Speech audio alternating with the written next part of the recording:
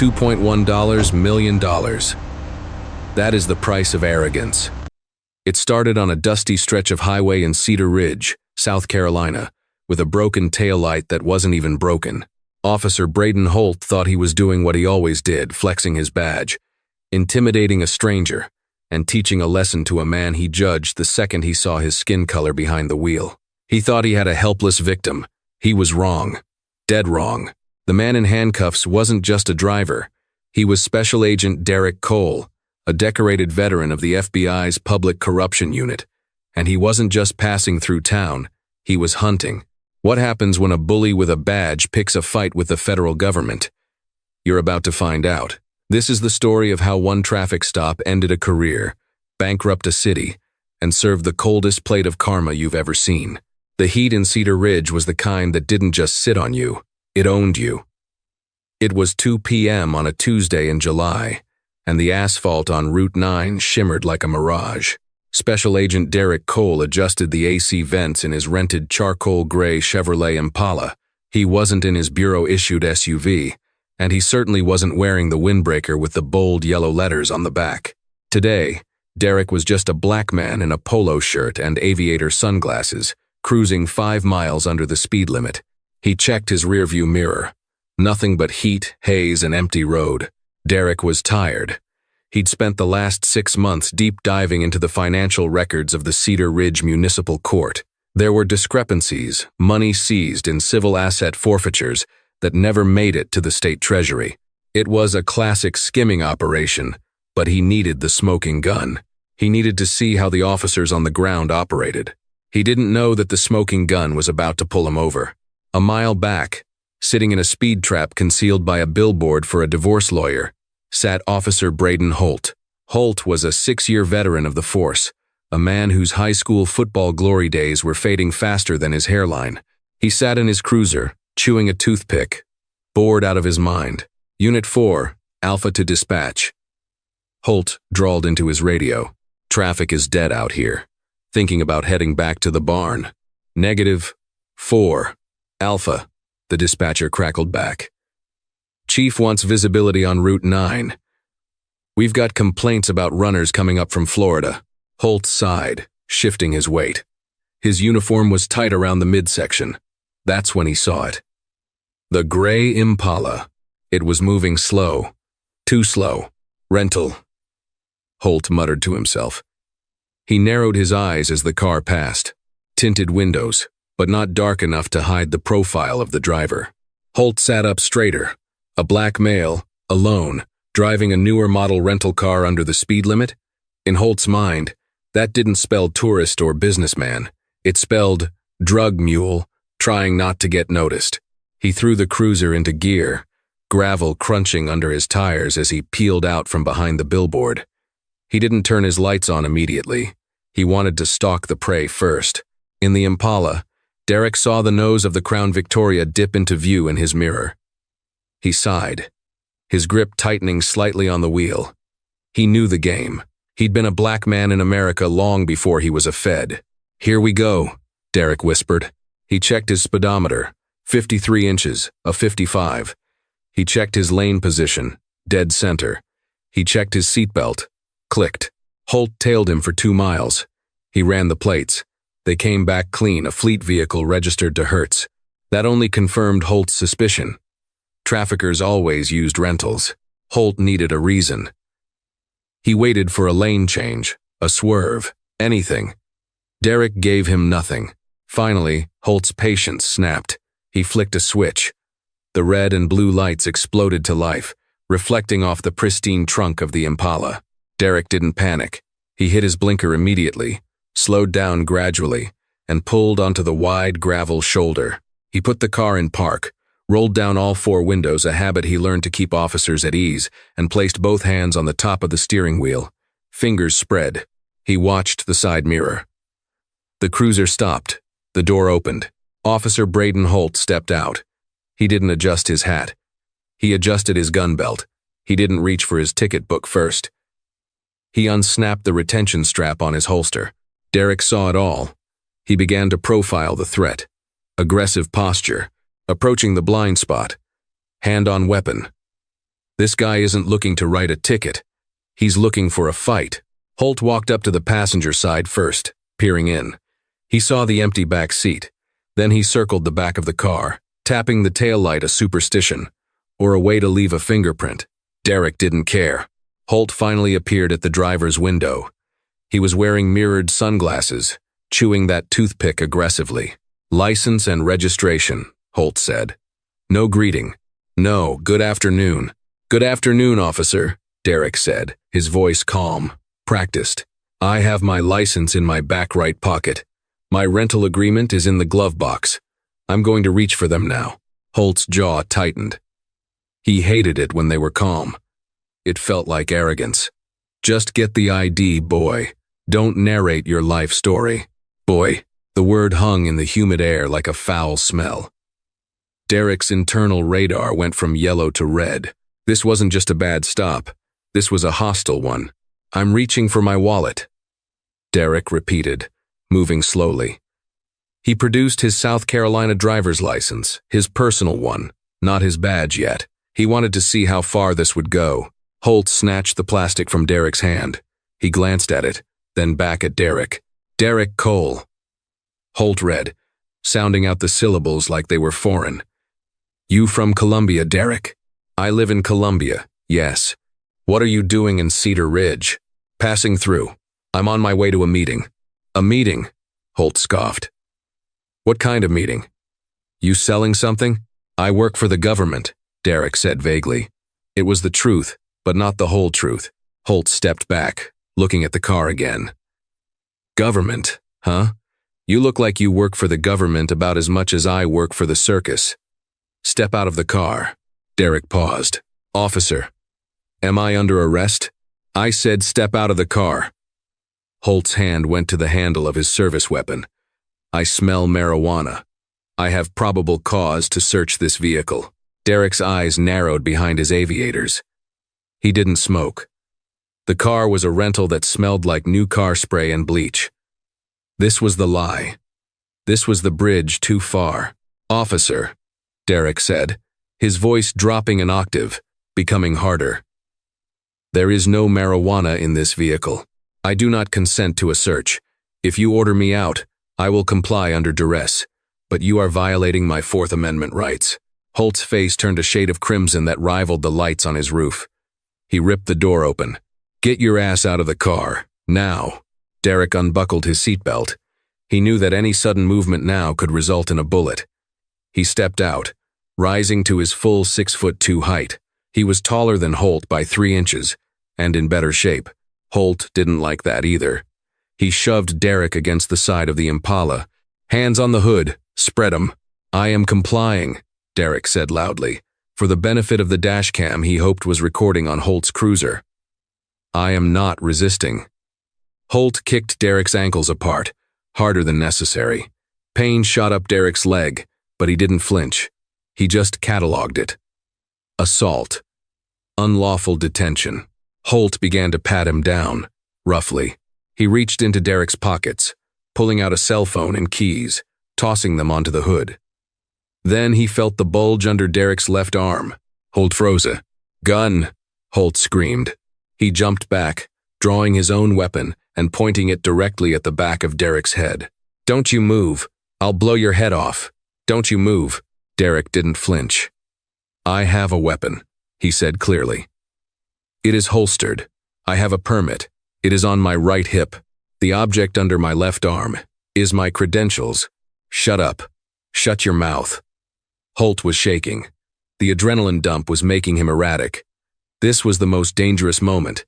A terrified, incompetent cop with a gun is deadlier than a criminal.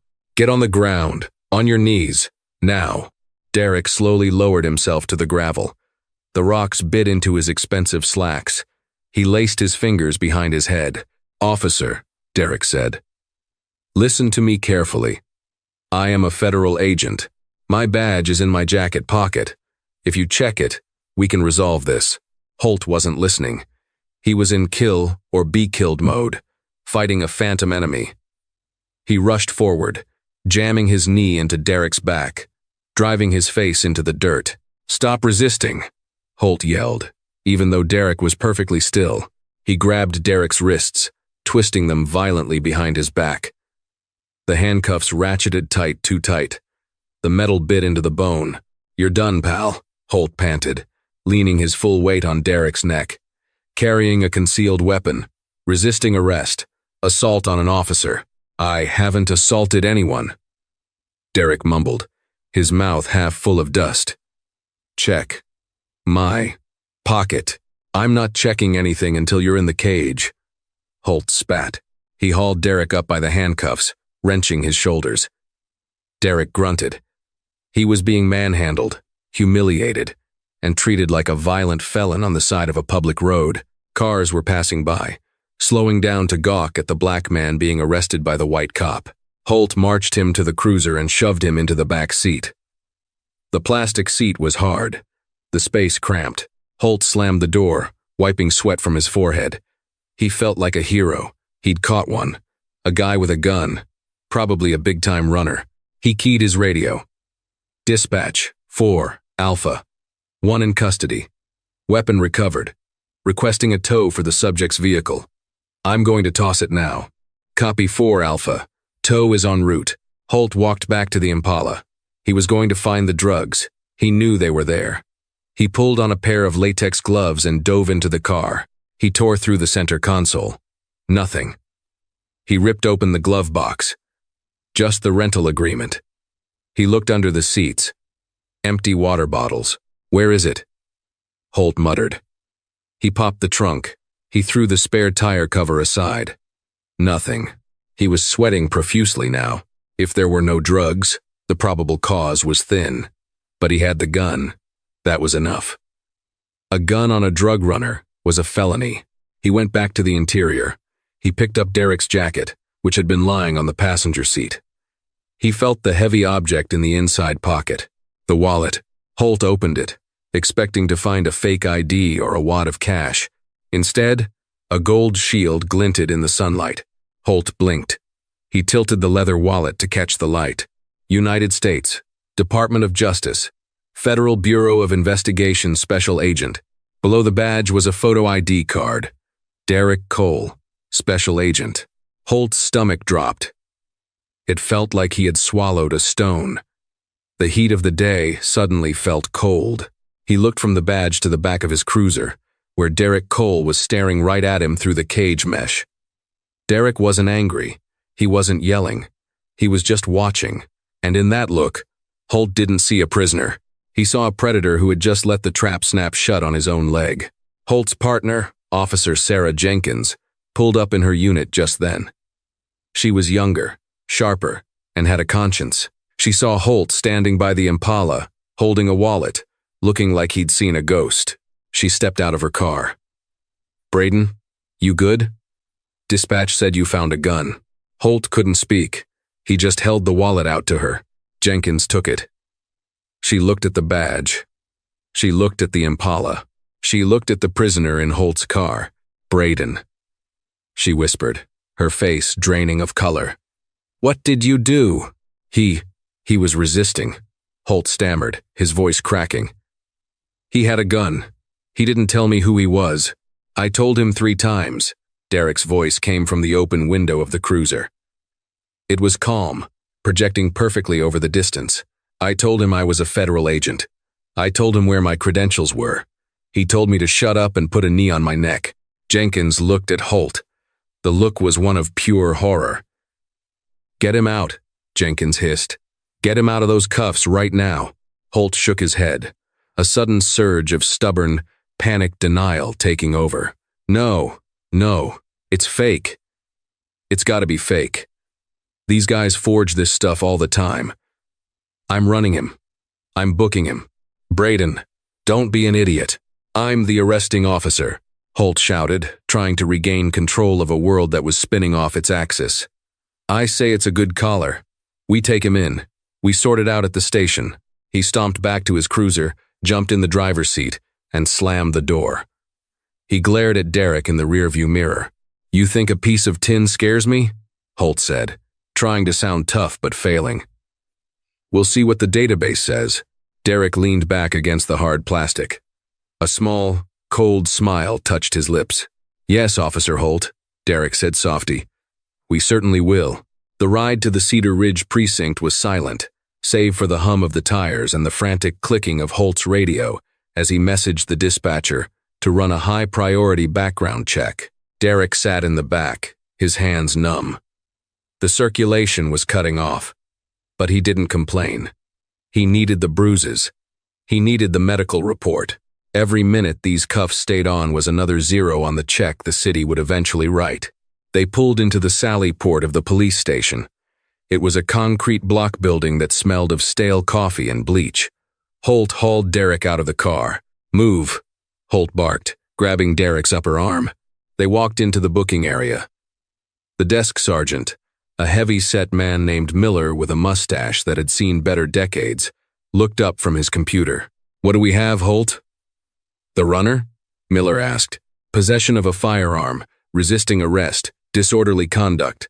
Holt rattled off. He slapped Derek's wallet closed onto the counter. "Claims he's a Fed.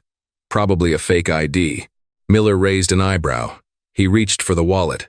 At that moment, Officer Jenkins burst through the doors behind them. She had driven like a maniac to get there. "Miller, don't book him," she shouted. Holt spun around. "Back off, Sarah. This is my collar." Miller opened the wallet. He looked at the badge. He looked at the ID. Then, he did something Holt didn't expect. He picked up his phone and dialed a number on a sticky note attached to his monitor. "Who are you calling?" Holt demanded. "The Columbia Field Office," Miller said, his voice flat. "To verify," Holt scoffed.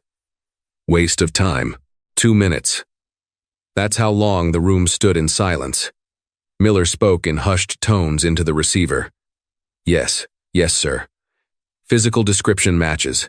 Yes, we have him." "1 moment." Miller slowly hung up the phone.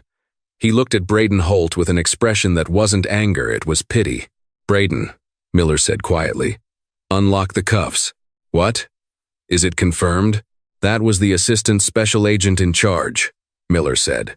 "He says if Agent Cole is not released within 5 minutes, and if he has a single scratch on him, he is bringing a federal civil rights task force down on this department by sundown." Holt went pale. The reality finally pierced his skull. "It wasn't a fake. I followed protocol," Holt stammered. He resisted. "Unlock the cuffs, Braden," Miller roared, slamming his hand on the desk. Holt fumbled for his keys. His hands were shaking so badly he dropped them once. He finally managed to insert the key into the handcuffs on Derek's wrists. Click, click. The metal swung open. Derek brought his hands forward. They were swollen. Deep red grooves circled his wrists where the metal had bitten into the skin. He rotated his shoulders, a sickening pop echoing in the quiet room. He didn't rub his wrists. He didn't look at Holt. He looked at Sergeant Miller. "I need my phone," Derek said, "and I need the number for the chief of police." "Chief O'Malley is in a meeting," Holt blurted out, trying to regain some authority. Derek turned to Holt. It was the first time he had looked him in the eye since the car. "You have the right to remain silent," Derek said, his voice like ice. "I suggest you use it." Just then, the double doors of the precinct swung open. Chief O'Malley walked in, looking flushed. He had clearly been summoned by dispatch. He took one look at the scene, the FBI agent in a torn polo shirt, the terrified officers, the bruising on the wrists. "What the hell is going on here?" O'Malley demanded. "Officer Holt assaulted me during a traffic stop," Derek said calmly. "He ignored my credentials, used excessive force, and arrested me without probable cause. I am Special Agent Derek Cole, FBI." O'Malley looked at Holt. "Braden, is this true?" "He was acting suspicious, Chief. He fit the profile. He had a gun." "I have a badge," Derek shouted, his composure finally cracking just enough to show the fury underneath. "Which you ignored because you were too busy calling me boy and jamming my face into the dirt." The room went dead silent. The racial slur hung in the air. O'Malley closed his eyes and rubbed his temples. He knew Holt. He knew Holt's history. There had been complaints before. A college kid from Atlanta, a grandmother from Charleston, but they always swept it under the rug. Agent Cole, O'Malley said, stepping forward, hand extended. I'm sure this is a massive misunderstanding. Officer Holt is zealous. Let's go to my office. We can sort this out. Derek looked at the hand, but didn't take it. No, Chief. We're not sorting this out in your office. We're sorting this out in federal court. I'm not here to talk. I'm here to wait for my supervisor. Derek walked over to the bench in the holding area and sat down. I'm not leaving until I have a copy of the incident report, the body cam footage, and Officer Holt's badge number. Holt let out a nervous laugh. Body cam? Joke's on you, pal. My battery died. I forgot to charge it. Derek looked at Holt, and then he smiled. A genuine, terrifying smile. Is that so? Derek asked. Well, Officer Holt, it's a good thing I have a dash cam in my rental, front and rear facing, and it uploads to the cloud in real time. Holt's knees actually buckled. He grabbed the counter to steady himself. The trap hadn't just snapped, it had crushed him. The air in the Cedar Ridge precinct had changed. It was no longer stale. It was suffocating. The silence that had fallen over the booking room wasn't peaceful, it was the heavy, pressurized silence of a bomb waiting to detonate. Chief O'Malley, a man who had spent 30 years navigating the gray areas of small-town policing, knew he was standing on the precipice of a disaster that could swallow his entire department. He looked at Derek Cole, who was still sitting on the bench, rubbing his wrists. The red welts were darkening into bruises. Agent Cole, O'Malley said, his voice dropping to a conciliatory murmur. Please, come to my office. Let's get you some ice. Let's get you a coffee. We don't need to do this out here in front of the staff. Derek looked up. His eyes were dry, his expression unreadable. I am not a guest, Chief. I am a victim of a felony assault. Would you offer coffee to a civilian you just dragged in here for driving while black? O'Malley winced. Now look, Braden Officer Holt, he's a good kid. He's got a clean record. He made a mistake in the heat of the moment. We can handle this internally. You know how it is. The job is stressful. We look out for our own. Derek stood up slowly. The movement was stiff. That's the problem, Chief. I am your own. I carry the same badge. I swore the same oath. And your officer didn't see a brother in blue. He saw a target. And if he did it to me, a federal agent with the training to de-escalate, imagine what he's done to the people in this town who don't have a badge to save them. O'Malley stiffened. He realized the Brotherhood angle wasn't going to work. He switched tactics. If you file a formal complaint, Agent Cole, it's going to be your word against his. The dash cam. Well, technology fails. Files get corrupted. It happens. It was a veiled threat. Derek caught it immediately. Is that right? Derek said, his voice dangerously low. Files get corrupted? Is that how you run things in Cedar Ridge? Evidence just disappears? O'Malley didn't answer. He turned to Sergeant Miller. Miller, put Agent Cole in the conference room. Get him some water. I need to speak with Officer Holt. Alone, outside, in the scorching heat of the back lot, Braden Holt was pacing like a caged animal. He had been banished from the building by the chief. Told to cool off, but he couldn't cool off. The adrenaline was turning into a cold, sick dread. The dash cam. That was the nail in the coffin. Holt knew exactly what he had done. He knew he hadn't smelled marijuana. He knew he had escalated the stop because he was bored and angry. He knew he had ignored the badge because his pride wouldn't let him back down to a black man. If that video existed, he wasn't just fired. He was going to prison. He pulled out his personal cell phone and dialed the number of the tow truck driver, a guy named Rick, who owed Holt a few favors for overlooking expired tags on his fleet. Rick? Yeah, it's Holt. That Impala you just picked up on Route 9. Where is it? Just pulling into the yard now, Braden. Rick's voice crackled. Why? You leave your sunglasses in it? Something like that. Holt lied, sweat stinging his eyes. Listen, don't log it yet. Don't put it in the system. I'm coming down there. I need to. Check something in the glove box. Just 5 minutes alone with the car. Can you do that for me? There was a pause. I don't know, Braden. The ticket said, Federal hold. That's heavy stuff. Rick, Holt snapped. Who keeps your trucks on the road? Who looks the other way when you overload the flatbeds? 5 minutes. Gate code. Now. All right. Gate code is 4490. But make it quick. Holt hung up. He jumped into his personal truck, a lifted Ford F-150, and peeled out of the employee lot. He needed that SD card.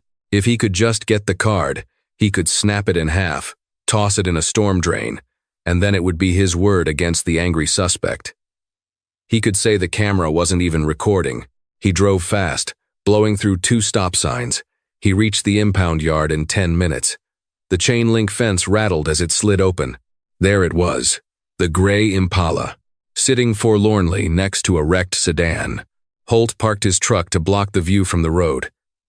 He jumped out, looking around. The yard was empty. Rick was nowhere to be seen, probably hiding in the office to claim plausible deniability. Holt ran to the Impala. He tried the door. Locked. He cursed. He looked around for a rock, a brick, anything to smash the window. He grabbed a tire iron from the bed of his truck. He raised the iron, aiming for the passenger side window. Police! Drop the weapon! The voice boomed from behind a stack of crushed cars. Holt froze. He spun around. Officer Sarah Jenkins was standing there, her service weapon drawn and leveled at his chest. Next to her was Sergeant Miller. Sarah? Holt lowered the tire iron slowly. What are you doing here? I'm just securing evidence. Bullshit, Braden, Jenkins yelled, her voice shaking with emotion. We heard you on the radio asking for the tow location. Miller tracked your phone. Drop the iron. You're turning on me? Holt sneered, his face twisting into a mask of betrayal. For him? For some outsider? I'm doing my job, Jenkins said, stepping forward. You're about to commit a felony, Braden. Tampering with evidence. Burglary. Don't add to the list. Put it down. You don't understand, Holt pleaded, desperation creeping into his voice. If that video gets out, my life is over. I have a mortgage, Sarah. I have kids. You should have thought about that before you put your knee on a federal agent's neck, Miller said, stepping out from behind Jenkins. He looked tired, old, and disappointed. It's over, son. Put it down. Holt looked at the car. He looked at the tire iron. For a split second, he calculated the odds. Could he smash the window, grab the camera, and run? Then he heard the sirens. Not one, not two. A chorus of them, and not just police sirens. The deep, guttural wail of heavy SUVs. Holt dropped the tire iron. It clattered on the gravel. He sank to his knees, burying his face in his hands. Back at the station, the front doors didn't just open. They were practically blown off their hinges. Special agent in charge, Robert Stone, walked in first. He was a man who looked like he was carved out of granite, 50 years old, impeccable suit, and eyes that could cut glass. Behind him flowed a river of navy blue windbreakers with bold yellow letters, FBI. They didn't stop at the desk. They didn't ask for permission. They moved with the fluid, terrifying precision of a wolf pack. Stone walked straight to the conference room where Derek was waiting. He opened the door. He saw Derek's wrists. He saw the dust on his clothes. Report, Stone said. One word, traffic stop, racial profiling, unlawful detention, excessive force. Officer Braden Holt. Chief O'Malley is aware and attempted to coerce me into dropping the matter. Stone nodded. He turned and walked out into the main bullpen. Chief O'Malley was standing there, looking like a captain whose ship had just been torpedoed. Who is in charge here? Stone demanded, his voice filling the room. I am, O'Malley said, trying to muster some dignity. Chief O'Malley, and you are trespassing in my... I am Special Agent in Charge, Robert Stone of the Federal Bureau of Investigation, Stone interrupted. And as of this moment, this precinct is a crime scene. No one leaves. No one touches a computer. No one shreds a document. If a single piece of paper goes missing, I will charge every person in this room with obstruction of justice and conspiracy." O'Malley gaped. "You can't do that. This is a local matter." Stone stepped into O'Malley's personal space. "When you put one of my agents in handcuffs for driving a rental car, you made it a federal matter. We are taking custody of all evidence. We are taking custody of the servers. And we are taking custody of Officer Holt." "Holt isn't here," O'Malley stammered. "We know," Stone said. He tapped his earpiece. Team 2 just secured him at the impound yard. He was attempting to destroy the dashcam footage. Caught in the act by your own officers. O'Malley's face went gray. The cover-up hadn't just failed. It had imploded. Stone turned to his team. "Tear this place apart. I want Holt's personnel file. I want his disciplinary history. I want every body cam video he's ever recorded. And get a medic for Agent Cole." As the FBI agents swarmed the office, seizing hard drives and boxing up files, Derek Cole walked out of the conference room. He stood next to Stone, watching the chaos. "You okay, Derek?" Stone asked quietly. "I will be," Derek said. "But we're going to need a bigger box for the evidence." "This wasn't just a bad stop, Bob. This whole department is rotten. I can smell it." Stone smiled grimly. "Then let's clean house." The fallout was nuclear. By the next morning, the mugshot of Officer Braden Holt was plastered across every news network in the country. But that was just the surface. Beneath the sensational headlines, a legal and investigative machine was grinding into gear, fueled by the unlimited resources of the Department of Justice. Derek Cole spent the next 48 hours in a whirlwind of medical exams and debriefings. The doctors documented everything. Nerve damage in the left wrist, a hairline fracture in the right radial bone, contusions on the neck and back, and a mild concussion. These weren't just injuries. They were line items on a lawsuit. Derek hired Elijah Stern to represent him in the civil suit. Stern was a legend in the civil rights community, a shark in a three-piece suit who had sued more police departments than most people had visited. He was known for his theatrical courtroom style and his ruthlessness in depositions. "They're going to try to settle fast," Stern told Derek as they sat in his high-rise office in Atlanta.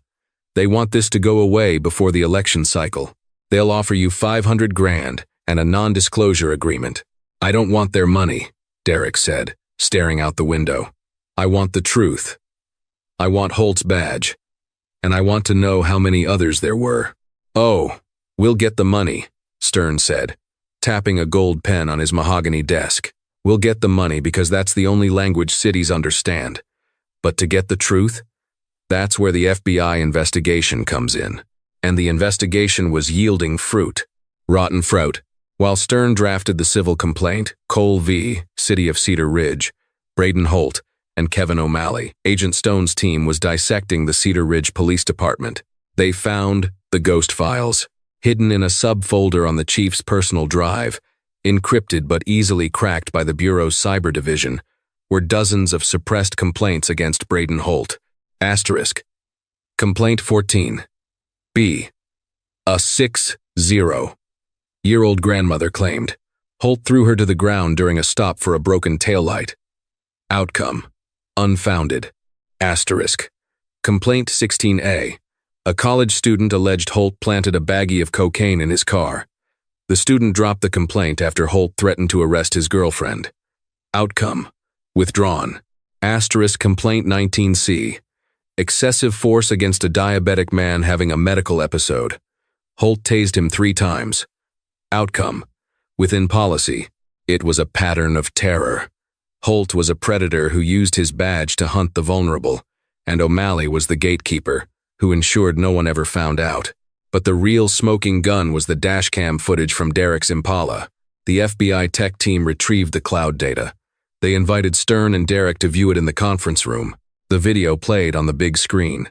It was high-definition 4K video with crystal-clear audio. They watched Holt pull the car over. They heard the politeness in Derek's voice. They heard the slur "boy" drop from Holt's lips like venom. They saw Holt escalate, scream, and then, the pivotal moment, Derek clearly stating, "I am a federal agent. My badge is in my jacket pocket." And Holt's response, "Shut up. "Shut your mouth," followed by the violent takedown. Stern watched the video, his eyes wide. He let out a low whistle. "That," Stern said, pointing at the screen, "is the most beautiful piece of evidence I have ever seen. He didn't just violate your rights, Derek. He dug his own grave, jumped in, and pulled the dirt over his head." Stern filed the lawsuit the next morning. He didn't ask for $500,000. He asked for $10 million. The city of Cedar Ridge went into panic mode. The city council held an emergency meeting. Their lawyers told them they had zero chance of winning in court. If this went to a jury, especially with that video, the jury wouldn't just award damages. They would award punitive damages that would bankrupt the municipality. But Holt, fueled by a mixture of denial and the bad advice of his union rep, refused to resign. He insisted he had done nothing wrong. He demanded his day in court, so Elijah Stern gave it to him. He subpoenaed Holt for a deposition. The deposition took place in a sterile conference room in the federal courthouse. Holt sat across from Stern.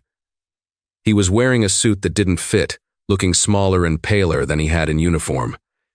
His union lawyer sat next to him, looking miserable. A camera was recording.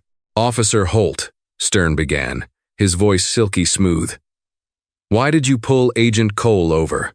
"He was driving suspiciously," Holt said, sticking to the script. "Suspiciously? Was he swerving?" "No." "Was he speeding?" "No." "So driving the speed limit and staying in your lane is suspicious in Cedar Ridge?" He looked like he was casing the area." Stern smiled. "Casing the area?" "Route 9 is a highway, Officer Holt. There is nothing to case but pine trees and armadillos. Or did you mean he looked like he didn't belong?" "I used my discretion," Holt mumbled. "Let's talk about the smell," Stern said. "You stated in your report, which you filed under penalty of perjury, that you smelled marijuana. Is that correct?" "Yes." "Strong odor." Stern slid a piece of paper across the table.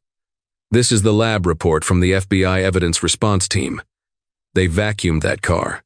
They swabbed every inch. Do you know what they found?" Holt stayed silent. "They found zero trace of cannabis. No particulate matter. No residue. Nothing. And Agent Cole's blood test, taken 1 hour after you arrested him, was clean. So, Officer Holt, are you lying now, or were you lying then?" I thought I smelled it," Holt stammered. "Maybe it was coming from outside." "From outside?" Stern laughed. A harsh, barking sound. "On a highway doing 55? "Officer, you are aware that Agent Cole is a teetotaler? He has never smoked a cigarette, let alone marijuana, in his life." Stern leaned in, closing the distance. "You lied to manufacture probable cause because you wanted to pull a black man out of a nice car. Isn't that the truth?" "No, I'm not a racist," Holt shouted, his face reddening. "Then explain this," Stern said. He played the video clip. "Just get the ID, boy." The room went silent. "Is boy standard police terminology in Cedar Ridge?" Stern asked quietly. Holt looked at his lawyer. His lawyer looked at the ceiling. It's just a figure of speech," Holt whispered. "No, Officer Holt," Stern said, closing his file. "It is a relic of a time you seem to think we are still living in. But I have news for you. That time is over, and you are about to pay the bill." Holt broke. He put his head on the table and began to sob.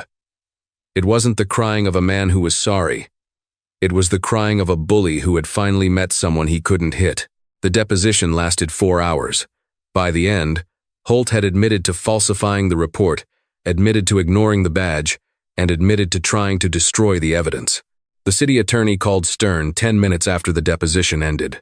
"We surrender," the attorney said. "What will it take to make this stop?" Stern looked at Derek, who was sitting in the corner of the room, watching the man who had humiliated him fall apart. $2.1 million, Derek said. And Holt surrenders his certification. He never wears a badge again. Anywhere. Stern repeated the terms into the phone. "Done," the city attorney said. But the story wasn't over. The check was just the beginning of the karma. Because while the civil suit was settling, Special Agent Stone was finalizing the criminal indictments. Holt wasn't just losing his job and his house. He was about to lose his freedom. The civil settlement of $2.1 million was a staggering blow to the city of Cedar Ridge. But for Braden Holt, it was only the opening salvo. Money could be printed. Freedom could not. While the lawyers were still drying the ink on the settlement check, the United States Department of Justice was quietly assembling a grand jury. 6 months after the incident on Route 9, the hammer dropped. It was 6 a.m. on a Tuesday, ironically, the same time Holt usually started his shift. But today, he wasn't putting on a uniform. He was sleeping in his boxers on the couch, having been kicked out of the bedroom by his wife, Linda, who was buckling under the strain of the public humiliation. The front door didn't just knock. It shook. Boom, boom, boom. FBI. Warrant. Open the door. Holt scrambled off the couch, heart hammering against his ribs. Before he could even reach the knob, the door was breached with a battering ram. A tactical team flooded the small living room. These weren't the local deputies he used to joke with. These were federal agents in full tactical gear, moving with terrifying efficiency. Braden Holt, hands, show me your hands. Holt froze, raising his trembling hands. He was thrown to the floor, the carpet scratching his face. The sensation of cold steel ratcheting around his wrists was familiar. He had done it to hundreds of people, but feeling it on his own skin was a shock that made him gasp. Braden Holt, you are under arrest for deprivation of rights under color of law, obstruction of justice, and perjury. You have the right to remain silent. They hauled him out to the street. The entire neighborhood was watching. Mrs. Gable, the elderly woman next door, who used to bake him cookies, stood on her porch, shaking her head. The mailman paused his truck. Holt, the man who had strutted through town like a king, was now dragged out in his underwear, head bowed, broken. The trial, United States v. Braden Holt, was held in the Federal District Court in Columbia. The courtroom was packed. Every seat was filled with civil rights activists, reporters, and citizens of Cedar Ridge who were tired of the tyranny. Presiding was Judge Richard Harrison, a no-nonsense jurist known for his harsh sentences on public corruption cases. The prosecution was led by Assistant U.S. Attorney David Ross.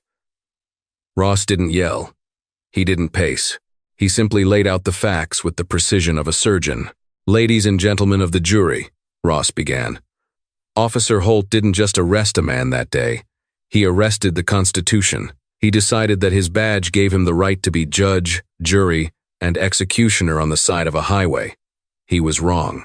Holt's defense attorney, a sleek, expensive lawyer named Jonathan Crane, hired by the police union, tried to paint Holt as a victim of circumstance.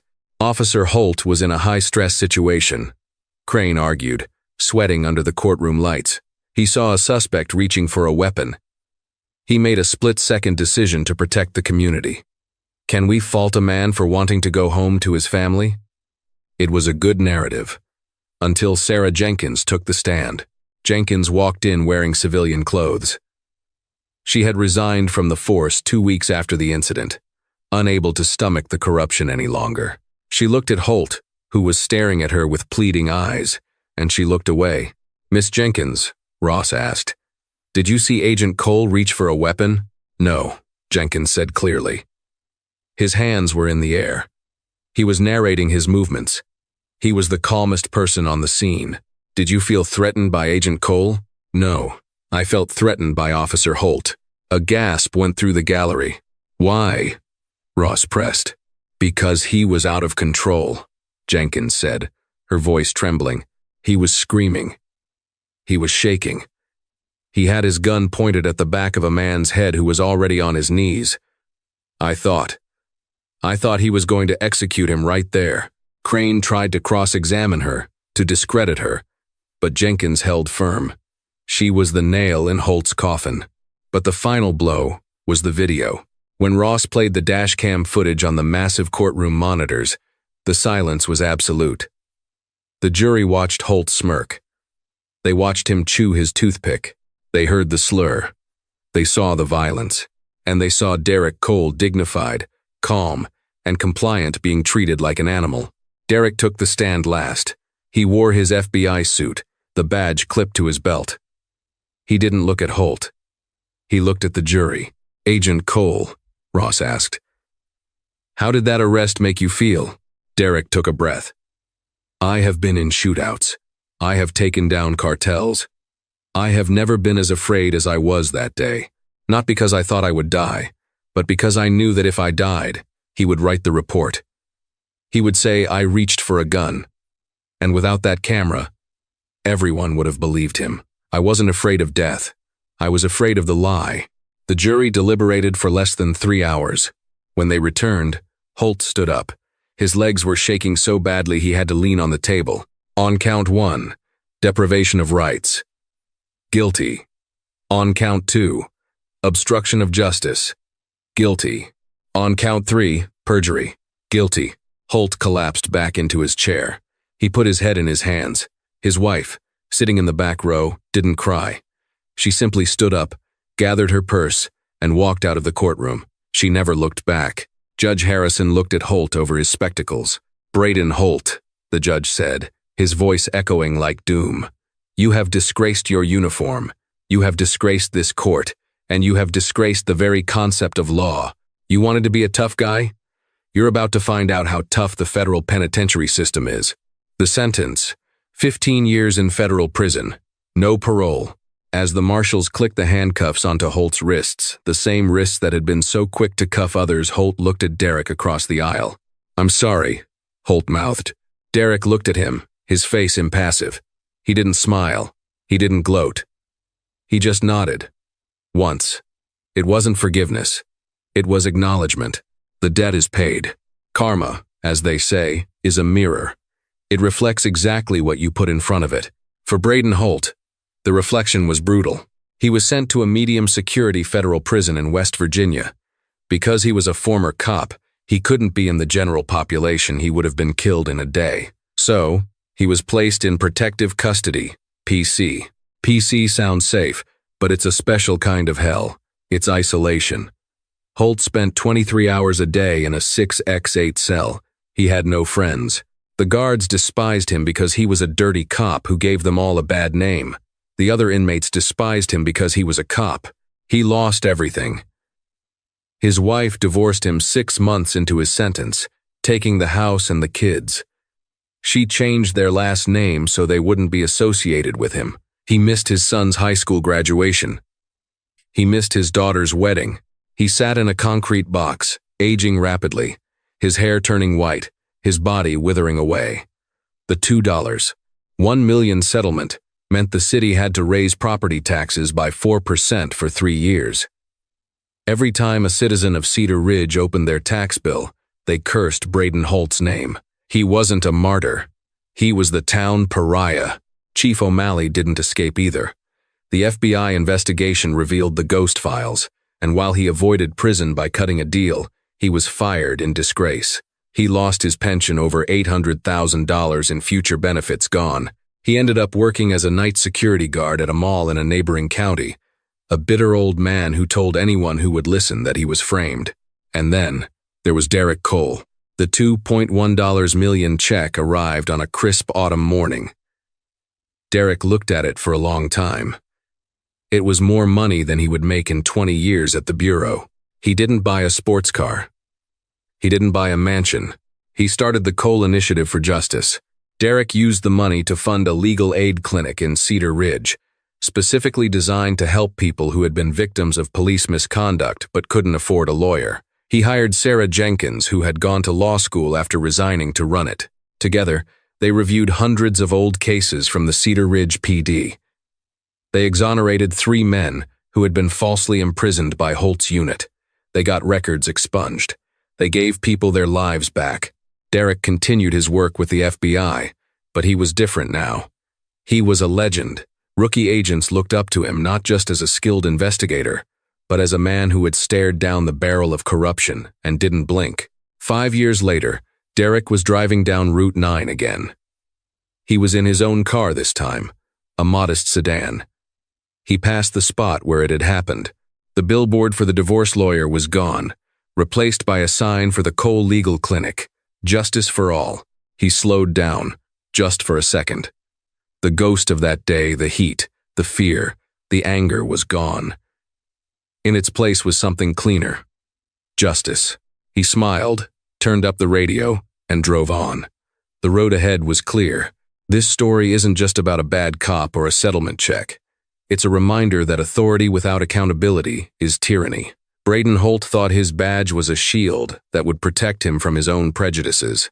He thought the dark tint of a car window was enough to hide the truth. But in the age of cameras and courage, the darkness has nowhere to hide. It took $2.1 million to settle the lawsuit, but the real cost was paid by a man who lost his freedom, his family, and his name because he forgot the most important rule of law enforcement. You serve the people. You don't own them. Derek Cole didn't just win a lawsuit. He dismantled a corrupt system. He proved that even when you are on your knees in the dirt, if you have the truth on your side, you are standing taller than the man with the gun. Justice may be slow, and it may be expensive, but when it arrives with the weight of a freight train. If you believe in justice served cold and karma hitting hard, make sure to hit that like button right now. It helps us share these important stories with more people. And if you want to see more true crime dramas, legal breakdowns, and stories where the underdog wins against the odds, subscribe and ring the bell so you never miss an upload. Share this video with someone who needs a reminder that the truth always wins in the end. Thanks for watching, and stay safe out there.